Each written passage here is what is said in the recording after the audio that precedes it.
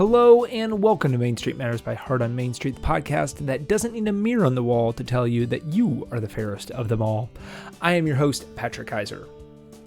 In some retail stores, there is one area where customers spend 1/4 to 30% of their entire shopping time. While customers are in this area of the store, they're in complete buying mode, truly thinking of very little besides whether or not they like the items well enough to purchase them.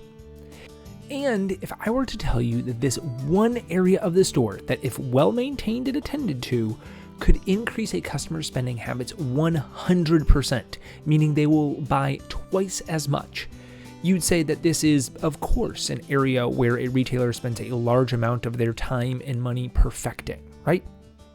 It is, in fact, the opposite. Retailers spend so much time, energy, and effort on the aesthetics of the store, how products are displayed and merchandised, and the feeling and vibe of the store, yet they will consistently neglect an area that brings all of that hard work to the customer in real and tangible ways. In our 8th episode exploring the key takeaways from the book Why We Buy, which if you haven't bought already and you've been listening to this series, I hope you do buy it.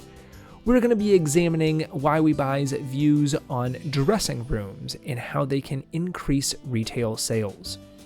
So adjust your mirrors, turn on your lights, and make everything look sublime because it's book club time. I want you to picture the last dressing room that you went into. You've just spent time out on the floor picking out clothes, using your sense of sight to decide on the pattern or colors that you like, and then touching the product to gauge how the material might feel on your skin, of course. And have found a handful of items that you think you might want to take home with you. You have decided on potential items, they're in your hands, and you're going to go try them on. If all goes well, these items are yours. This is the very last hurdle before you decide to take them to the cash register and bring them home. So what does that dressing room look like? Can you even call it a room, or is it more like a stall that's been hastily added to the back of the shop? How does it make you feel? Is there good lighting in there, or is it just the same fluorescent bulbs that are used throughout the store? Is there a mirror in your stall, or do you have to walk out in front of other people, unsure whether this piece looks flattering on you, just to get a glimpse of yourself? Where do you put your clothes or other selections while trying on the potential new ones? Are they on cheap hooks or the floor? Does anyone come to check on you or suggest a new pair of shoes that would go really well with that dress? Does anyone know that you're even there? All of these things, according to Paco Underhill, are areas where a retail store can make or break a sale, and that's practically a done deal. So let's take a look at these elements and how retailers can improve upon them to make sure they don't lose a sale. First is the dressing room itself. Paco Underhill says that retailers often design dressing rooms with all the romance and glamour of a changing stall at a public pool. But in a retail store, these aren't just areas for someone to get changed in, they're selling tools. They are windows, displays, and advertising all pulled together. The shopper is going to spend about 25 to 30% of their time in the store in these dressing rooms. The customer is captive in a small space with nothing on their mind except the desire to buy.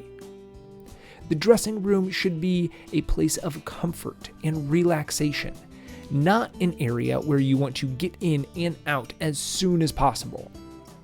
Underhill even recommends a space for a small anteroom outside of the dressing room with a couch or a chair so that the shopper can actually see what it feels like to sit down while wearing the garment, which is especially important for a special dinner or event that they might be buying this for. This anteroom serves a secondary purpose as well. It gives the shopper's friend or partner a place to sit rather than lurking outside the room. And it allows the shopper to show off the new outfit in a more private setting than in front of everybody else that might be in the store. Another recommendation to make the space feel more welcoming is the addition of fresh flowers. This extra touch shows that people actually care about this space, that has been paid attention to, and that it is important to make you feel comfortable while you're there. Remember, if someone is not comfortable, they are not going to buy. And the placement of the dressing rooms should not be buried in the back. The further away from clothes, the fewer people are going to use them. If the dressing room is steps away from the merchandise, it will be used frequently and it'll be a great selling tool. The spaces should be either painfully obvious where they are or have signs clearly marking the dressing rooms. The determined shopper is always going to be able to find them, but others may wander aimlessly until they finally give up, and when someone gives up, that sale might be lost. Now, why doesn't every retailer have a large, luxurious dressing room space? The most obvious answer is space. Many independent retailers are working with small footprints, and the ability to use any bit of floor space for a dressing room is a luxury. Or maybe they don't want to spend too much of their budget on a space that some customers won't even use. So maybe the anteroom is a little bit ambitious for most. But this doesn't mean that other elements can't be incorporated to take the space from bare-bones stall to an experience for the shopper. I've seen retailers do wonderful things with dressing rooms and make them brightly colored or add faux greenery boxwood walls to add style and flair to the space. A well-done dressing room, even in a limited space, can sell more products and pay for itself. The next important element in a dressing room is lighting. The lighting in a dressing room should not be the same thing that the store has. The fluorescent lights add a yellowish tint to everything and are jarring and unflattering. Here is a chance to be able to show the clothes in, quite literally, the best light. Lighting in the dressing room should make everybody and every body look like $1,000,000. Lighting can transform the way that people and clothing look. Color, shadows, and the overall illumination can alter the appearance of garments. The comfort and mood of dressing room lighting can also affect consumers directly. Overhead lighting is ineffective. It creates shadows on the face and the body which highlight people's flaws. Instead, opt for linear LED fixtures mounted beside the mirrors. These type of lights will highlight the face and reduce unwanted shadows. These lights will also allow for different illumination settings so the shopper can see what they would look like in daylight, fluorescent light, or even candlelight. Retailers want to provide sufficient illumination to make the dressing room space comfortable and flattering for the shopper. Mirrors are another important element of the retail space as a whole, but especially in the dressing room. Underhill says that retailers often do not have enough mirrors in their store. If there is a product that people are going to look at and want to gauge how it looks on them, there needs to be a mirror at hand.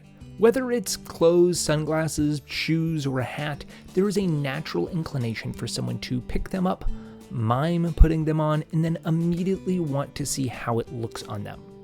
This is the precursor to even taking it into the dressing room. If the shopper has to look too hard to find a mirror, they may decide that it's not worth it. Once in the dressing room, the mirror is paramount to the experience, as is the quality of the mirror. Trying on new clothes puts people in a vulnerable state. Chances are that the garment in your hands was not meant for your exact body. So while trying it on, you don't know how it's going to fit, where it might be too tight, too loose, or where some skin might be playing peekaboo. Having a private mirror in the room with you provides the ability to instantly assess whether or not you feel comfortable in the clothes. Many retailers, however, opt to have a mirror outside the dressing room, thus forcing a person to appraise the fit on their body at the same time as every other person in the store. This can turn into a very uncomfortable situation in a hurry. The mirrors themselves should be large, plentiful, and first-rate. The shoppers should feel as though they are looking at a portrait of themselves, not attending a funhouse.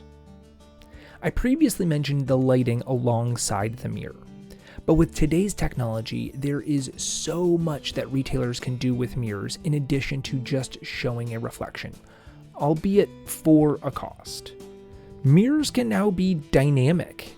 They can let you scroll through different options to try on a different size or color of the outfit that you're currently wearing to see if they like that more, and they can find out if it's currently in stock.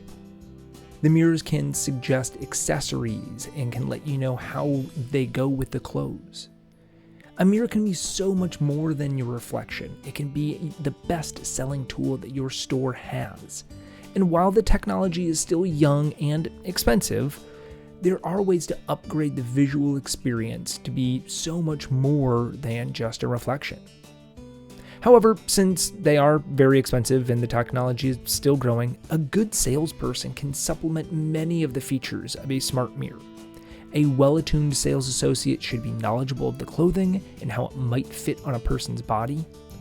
They should be ready for the customer to ask for a different size or be able to make recommendations on accessories to go with the selected items.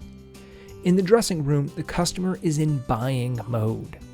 If they've decided that they want these items, a salesperson can supplement or even influence their decision-making by offering suggestions that will round out the purchase, because oftentimes it's the accessory that sells the garment. By the time the shopper gets to the dressing room, they have mentally committed to buying something. That's why it's so surprising that so many purchases fall apart at the proverbial goal line. If done correctly, the dressing room is an opportunity for retailers to create an experience for their customers that will lead to more sales and more add-on purchases. If done poorly, sales will literally get left on the floor. Over the next few weeks, I want you to take a look at your dressing rooms. If you sell apparel, I hope you have them, but where are they located? Are they well attended to, or are they just places for people to change clothes? Think about some of the small changes that you can make to create an experience for shoppers that will create more sales. I can't wait to hear what you see in your stores. Until next time, stay safe, shop local, and keep your heart on Main Street. This episode is written, produced, researched, and edited by me, with a very special thanks to Paco Underhill and his book, Why We Buy, available in stores now. To contact us, you can email contact@heartonmainstreet.org, or to find out more information about our organization, you can visit www.heartonmainstreet.org. Thanks. Bye.